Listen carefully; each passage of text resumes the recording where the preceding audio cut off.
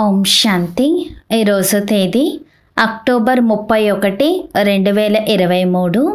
బాబా చెప్తున్నారు, మధురమైన పిల్లలు, మీరు ఇప్పుడు పూజారుల నుండి పూజ్యులుగా, బికారుల నుండి యువరాజులుగా అవుతున్నారు. కావున మీరు సంతోషంలో గంతులు వేయాలి, ఎప్పుడూ ఏడవకూడదు. ప్రశ్న: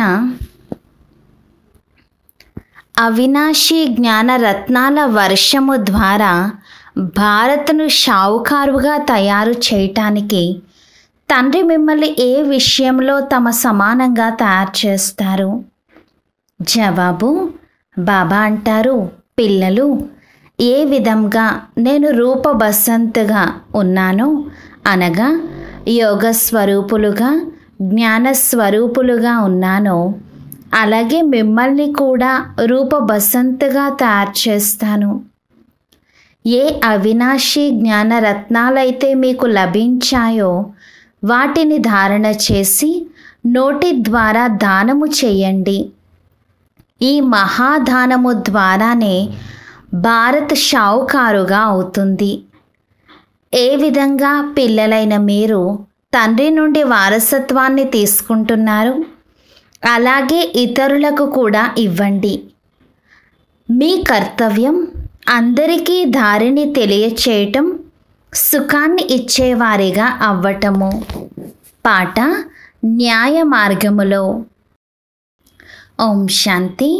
ఈ పాట కాంగ్రెస్ వారికి కూడా వర్తిస్తుంది మరియు పిల్లలైన మీకు కూడా వర్తిస్తుంది.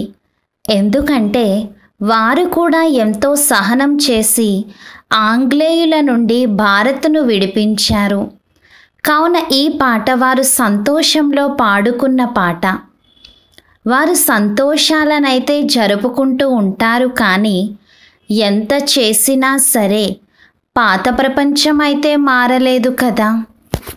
ప్రపంచం అయితే అలా పాతగానే ఉంది. శ్రీమతము ద్వారా మనం ఈ ప్రపంచాన్ని మారుస్తున్నాము అని పిల్లలైన మీకు తెలుసు. వారు చెప్పేదానిని శ్రీమతము అని అనరు. శ్రీమతం ఒక్క భగవంతునిదే. మీరు ఇప్పుడు తండ్రి యొక్క శ్రేష్టాతి శ్రేష్టమైన శ్రీమతముపై ఉన్నారు. వారేమో శ్రీకృష్ణుని పేరును వేసేశారు. ఇది శ్రీ శివబాబా మతమని ఇప్పుడు పిల్లలైన మీకు తెలుసు. కృష్ణుణ్ణి బాబా అని పిలవడం శోభించదు. ఇది శ్రీ శివబాబా మతము. శ్రీ కృష్ణ బాబా మతము అనైతే అనరు. మీరు ఈ భారత్ను మళ్ళీ పవిత్రంగా తయారు చేస్తున్నారు. భారత ఖండమే ముఖ్యమైనది. ఎందుకంటే ఇది అనంతమైన తండ్రి జన్మస్థానము. మొత్తం ప్రపంచములోని మనుష్య మాతృలందరికీ తండ్రి ఎవరైతే ఉన్నారో, అనగా సర్వుల సద్గతిదాత ఎవరైతే ఉన్నారో, ఇది వారి జన్మస్థానము.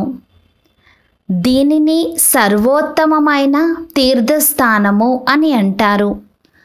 ఇటువంటి ఉన్నతోన్నతమైన తీర్థస్థానం ఇంకేదీ లేదు. కానీ గీతలో పేరు మార్చేశారు. ఈ భారత్ అనంతమైన తండ్రి యొక్క జన్మస్థానమని ఈ భారతవాసులకే తెలియదు. శివరాత్రిని జరుపుకుంటారు, కానీ శివుడు ఎవరు, ఎప్పుడు వచ్చారు, వారి నామరూపాలు ఏమిటి అన్నది తెలియదు. మీరు ఇప్పుడు తెలుసుకున్నారు. ఇప్పుడు శివలింగము చిత్రములో తెల్లని స్టార్ను చూపిస్తారు. తద్వారా ఇది పరమాత్ముని రూపమని మనుషులు స్పష్టంగా అర్థం చేసుకోగలరు. కానీ పూజలు మొదలైనవి ఎలా చేయాలి? అందుకే పెద్ద రూపాన్ని తయారు చేశారు. వాస్తవానికి వారు ఒక స్టార్. బాబా రత్నాల వ్యాపారి కూడా. బాబాకు తెలుసు ఒక రాయి ఉంటుంది, దానిని స్టార్ రూబీ అని, స్టార్ ఫైన్ మాణిక్ అని, స్టార్ నీలం అని అంటారు. అది అత్యంత విలువైనది. అన్నింటికన్నా పెద్ద స్టార్ ఫలానా ఖజానా నుండి దొంగలించబడిందని వార్తాపత్రికల్లో కూడా వచ్చింది. ఈ శివలింగం అయితే ఎర్రగా ఉంటుంది.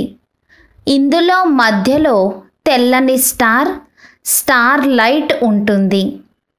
అర్థం చేయించడానికి చాలా సులువవుతుంది. స్టార్ తెల్లగా ఉంటుంది కదా, ఆత్మ కూడా తెల్లగానే సాక్షాత్కారం అవుతుంది. రూపం అయితే అదే, కేవలం స్టార్ పెట్టాలి, ఇంకేం రాయాల్సిన అవసరం ఉండదు. అర్థం చేయించడం చాలా సులువు అవుతుంది. కింద అయితే రాయబడి ఉంది, స్వర్గరాజ్యము మీ జన్మసిద్ధ అధికారము. ఎందుకంటే వీరు హెవెన్లీ గాడ్ ఫాదర్.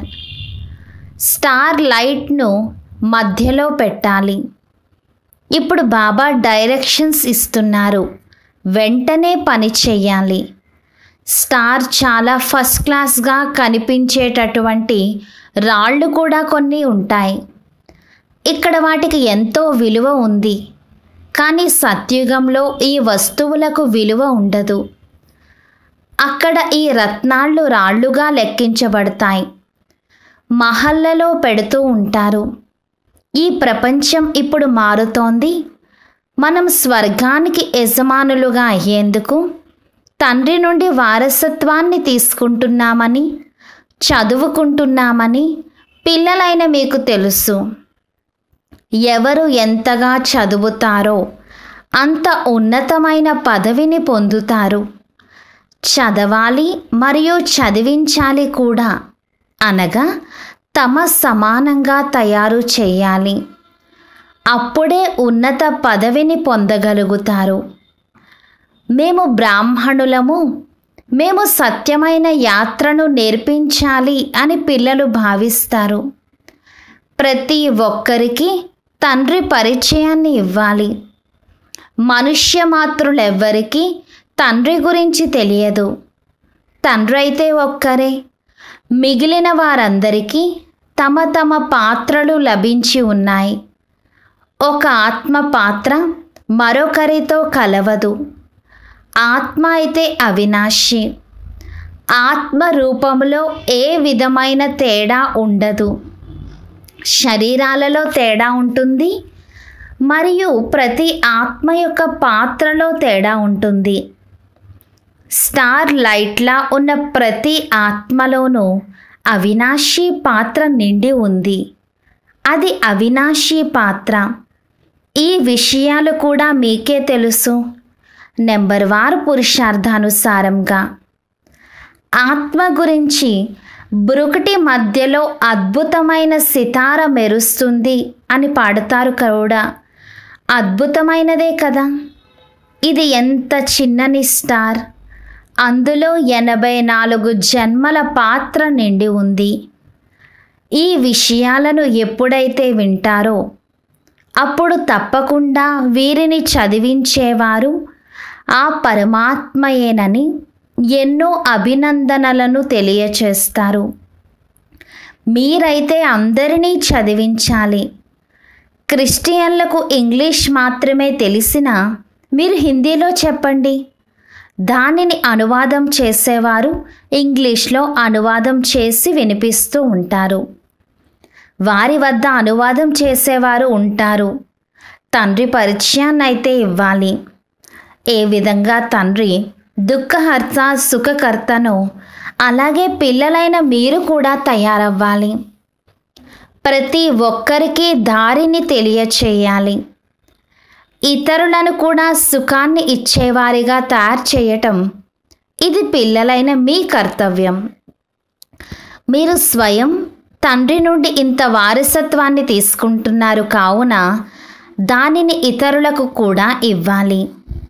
ఇదే మహాదానము.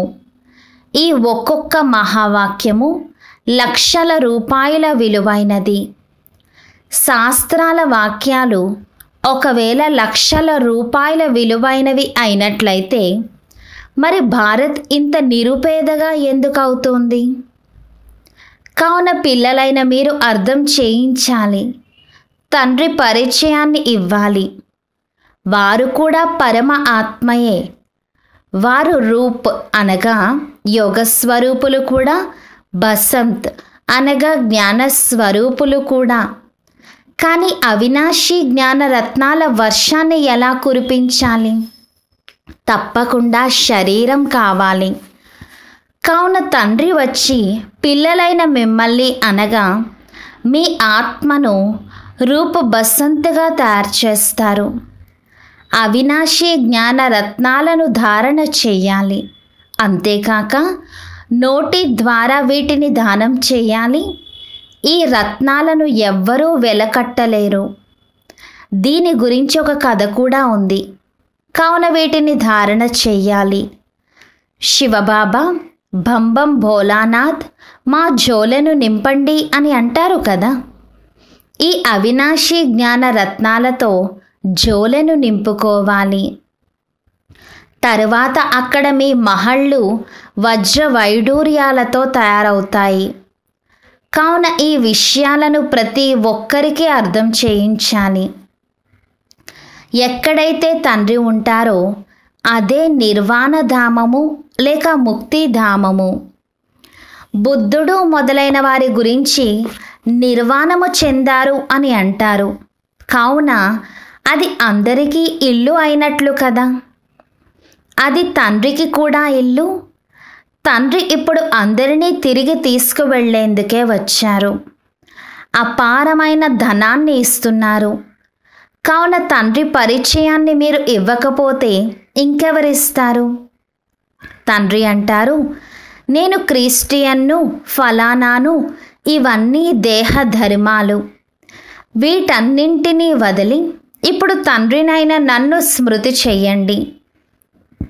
నన్ను మీరు భక్తి మార్గంలో స్మృతి చేస్తూ వచ్చారు. అంతిమ స్మృతిని బట్టి మరుసటి జన్మ ఉంటుందని అంటూ ఉంటారు కూడా. అంత్యకాలంలో ఎవరైతే స్త్రీని స్మరిస్తారో అని గ్రంథులో కూడా ఉంది కదా. ఇప్పుడు కుక్క పందిగా అయితే అవ్వలేరు, కానీ జన్మ అయితే లభిస్తుంది కదా. ఇక్కడ తండ్రి అంటారు, దేహి అభిమానులుగా అవ్వండి, నన్ను స్మృతి చెయ్యండి. మీరు మీ తండ్రిని మరియు ఇంటిని మర్చిపోయారు. ఇప్పుడు నాటకం పూర్తవుతోంది, మళ్ళీ రిపీట్ అవ్వనున్నది. ఇస్లాములు, బౌద్ధులు, క్రిస్టియన్లు అందరూ తమ పాత్రను రిపీట్ చేస్తూ వచ్చారు. ఈ డ్రామా అనేక సార్లు రిపీట్ అవుతూ వచ్చింది. దీనికి ఆది అంతము ఏమీ లేవు.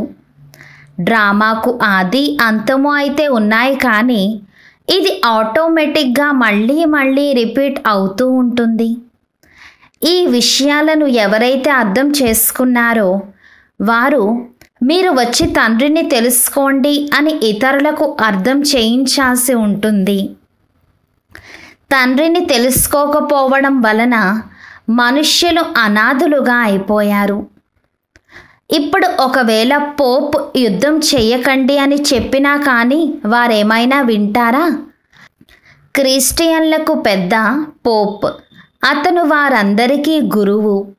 మరి గురువు సూచనపై ఎందుకు నడవరు? వారు ఎవరి మాట వినరు.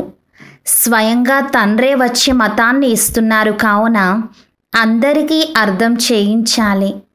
మెల్లమెల్లగా అన్ని ధర్మాల వారు అర్థం చేసుకుంటారు. మొదట కేవలం సింధీలైన మీరు మాత్రమే ఉండేవారు. ఇప్పుడైతే అందరూ రావటం మొదలుపెట్టారు. క్రిస్టియన్లకు కూడా తండ్రి పరిచయాన్ని ఇవ్వాలి. తద్వారా వారు కూడా తండ్రి నుండి వారసత్వాన్ని తీసుకునేందుకు హక్కుదారులుగా అవ్వగలుగుతారు.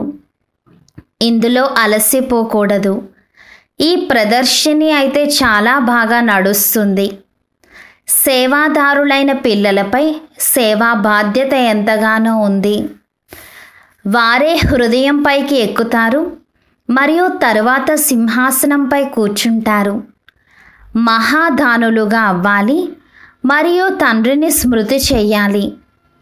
వారు మరుసటి జన్మ కొరకు ఇన్ష్యూర్ చేసుకుంటారు. ఈశ్వరార్థము లేక కృష్ణార్థము దానం చేస్తారు. వాస్తవానికి కృష్ణుడైతే షావుకారు.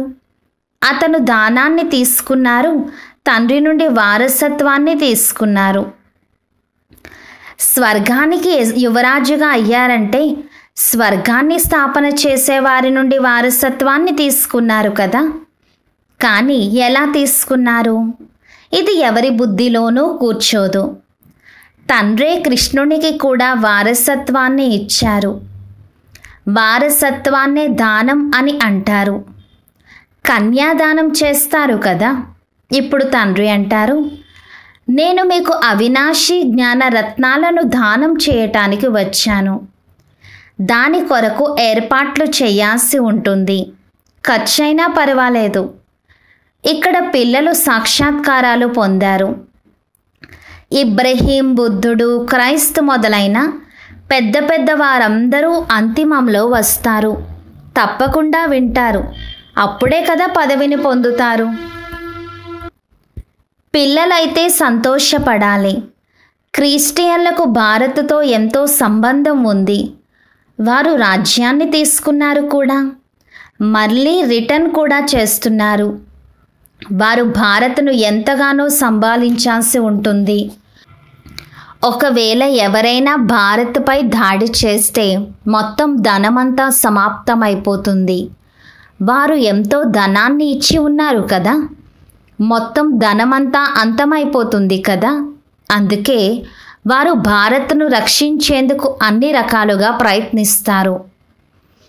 వీరికేమో సహాయం తప్పకుండా కావాలి, అలాగే వారికేమో రిటర్న్ కావాలి. కావున వారు సంభాళించాల్సే ఉంటుంది. భారత్ నిరుపేదగా ఉందని బాబాకు తెలుసు. కావున అక్కడి నుండి కూడా సహాయం చేయిస్తారు. మరియు వారు కూడా స్వయం వచ్చి సహాయం చేస్తున్నారు. వర్తమానంలో వాళ్ళు సహాయం చేస్తారు మరియు భవిష్యత్తు కొరకు తండ్రి సహాయం చేస్తారు. చాలా మంచి మంటపాన్ని ఒకటి తయారు చేసి అక్కడ క్రిస్టియన్లందరికీ ఆహ్వానం ఇవ్వాలి.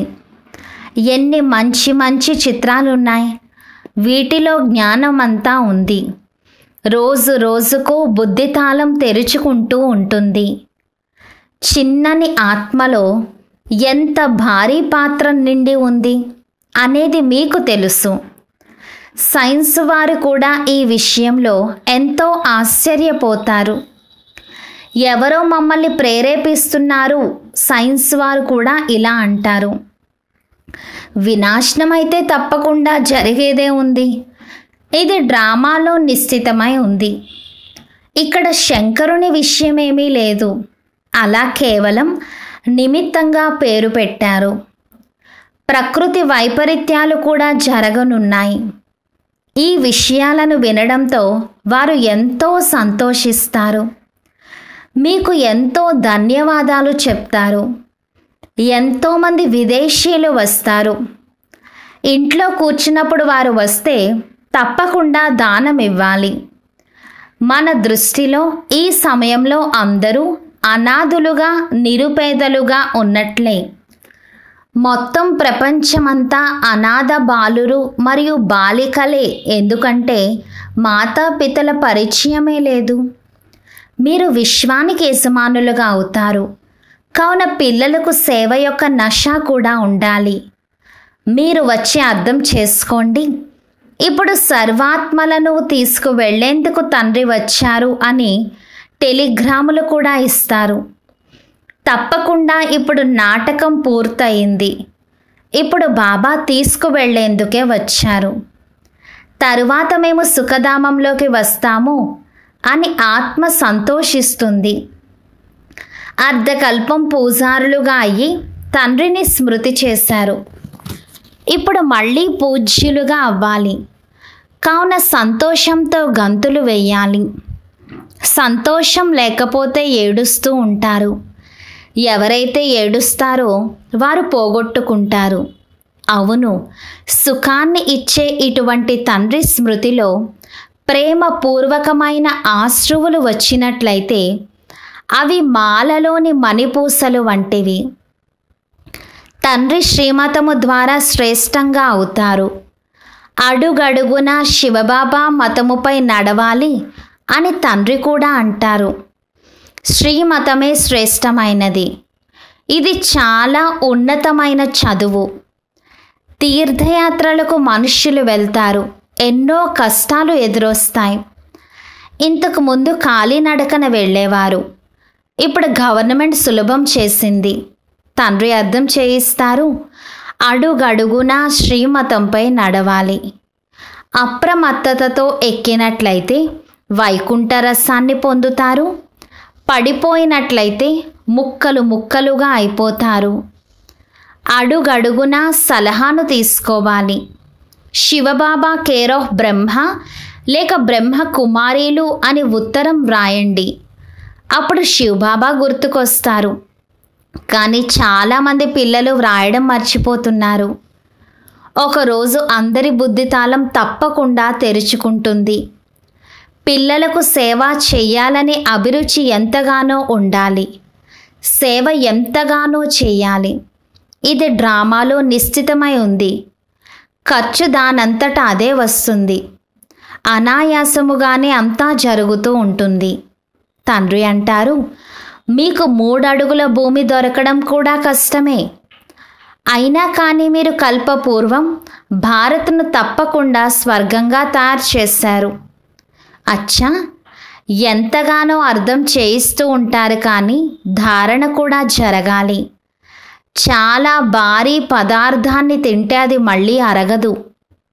ప్రదర్శనకి రావటం ఎంతోమంది వస్తారు. కానీ వీరిని చదివించేవారు మరియు రాజయోగాన్ని నేర్పించేవారు ఆ తండ్రేనని ఒక్కరికి కూడా నిశ్చయం కూర్చోదు. మొట్టమొదట ఈ నిశ్చయాన్ని కూర్చోబెట్టాలి. మీరు ప్రజాపిత బ్రహ్మ కుమార్ కుమారీలు అని మీరు అర్థం చేయించవచ్చు. రచయిత అయితే ఒక పరమపిత పరమాత్మయే. తండ్రే వచ్చి మనకు వారసత్వాన్ని ఇస్తున్నారు. వారి నుండే మనకు వారసత్వము లభించనున్నది. ఎప్పటి వరకైతే తండ్రికి పిల్లలుగా అవ్వరో అప్పటి వరకు వారసత్వం లభించదు. భక్తులకు ఫలాన్ని ఇచ్చేవారు తండ్రి. ఇంతమంది బ్రహ్మ కుమార్ కుమారీలు ఉన్నారు. ప్రజాపిత బ్రహ్మను కూడా రచయిత అని అంటారు. ఇప్పుడు కొత్త ప్రపంచం యొక్క రచన జరుగుతుంది. భగవాను వాచ, నేను మీకు రాజయోగాన్ని నేర్పిస్తాను. అచ్చా, మధురాతి మధురమైన లక్కీ సితారలకు జ్ఞాన సూర్యుడు జ్ఞాన చంద్రుని యొక్క ప్రియ స్మృతులు మరియు గుడ్ మార్నింగ్. ఆత్మిక పిల్లలకు ఆత్మిక తండ్రి నమస్తే. ధారణ కొరకు ముఖ్య సారం 1. తండ్రి హృదయ సింహాసనముపై కూర్చునేందుకు సేవా బాధ్యతను తీసుకోవాలి. మహాదానులుగా తప్పకుండా అవ్వాలి. జ్ఞానదానం చేయడంలో కొంత ఖర్చైనా పర్వాలేదు. 2. ఇది చాలా ఎత్తులోకి ఎక్కడం. అందుకే చాలా అప్రమత్తతతో నడవాలి. అడుగడుగునా శ్రీమతాన్ని తీసుకుంటూ ఉండాలి. బాబా ఈరోజు వరదానంనిస్తున్నారు. లగ్నము అనే అగ్నిలో అన్ని చింతలను సమాప్తం చేసే నిశ్చయబుద్ధి నిశ్చింత భవ. వివరణ: ఏ పిల్లలైతే నిశ్చయబుద్ధి కలిగి ఉంటారో వారు అన్ని విషయాలలోనూ నిశ్చింతగా ఉంటారు. చింతలన్నీ తొలగిపోయాయి. తండ్రి చింతల రూపీ చితి నుండి పైకి తీసి హృదయ సింహాసనంపై కూర్చోబెట్టుకున్నారు. తండ్రితో లగ్నము ఏర్పడింది మరియు ఆ లగ్నము ఆధారముపై ఆ లగ్నం రూపీ అగ్నిలో అన్ని చింతలు సమాప్తమైపోయాయి. అసలేవీ లేనట్లుగా సమాప్తమైపోయాయి. తనువు యొక్క చింత లేదు. మనస్సులో ఎటువంటి వ్యర్థ చింత లేదు. మరియు ధనం యొక్క చింత లేదు. ఏమవుతుంది అని జ్ఞానం యొక్క శక్తితో అంతా తెలుసుకున్నారు. అందుకే అన్ని చింతల నుండి అతీతమైన నిశ్చింత జీవితం తయారైంది. స్లోగన్: ఎంత అచలంగా స్థిరంగా తయారవ్వాలంటే ఏ విధమైన సమస్య బుద్ధిరూపీ పాదాన్ని చలింప చేయకూడదు. ఓం శాంతి.